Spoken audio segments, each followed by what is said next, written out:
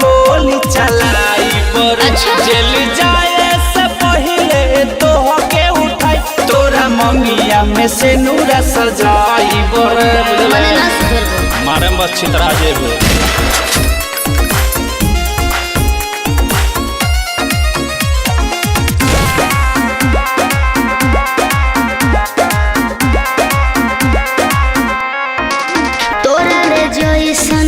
लइका के हम बुझिले ना सुन कुछ रे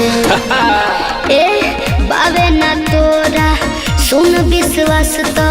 सखी से हमारा पूछ रे सुनना सुनावा पढ़त रही पढ़ाई छोड़वा दी होले काटा हथवा में हमारा धारा दी होले खत्म बात तोर खेल अब होई ना बेल मजा अब गे तो तोरा बुझाई रे लगलू बने तब बुझाई जब बनिए गईनी अपराधी तो तोरा दुल्हा पे गोली चलाई बोरे जेल जाए से पहले तो के उठाई तोरा मंगिया में से नूरा सजाई बोरे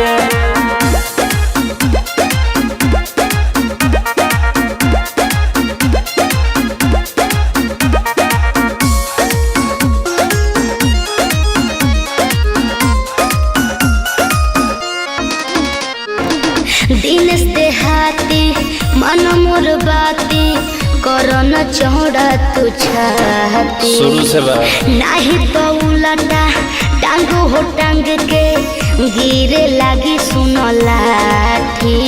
तोर बाबू मरे हैं होश में चैलेंज देता नी हमारा ना होई कुछ रे अच्छा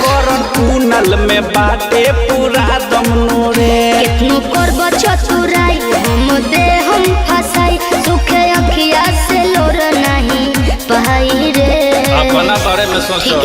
जब बनिए गईनी अपराधी तो तोरा दुल्हा पे गोली चलाई बड़े जेल जाए से पहले तो के उठाई तोरा मंगिया में से नूरा सजाई बड़े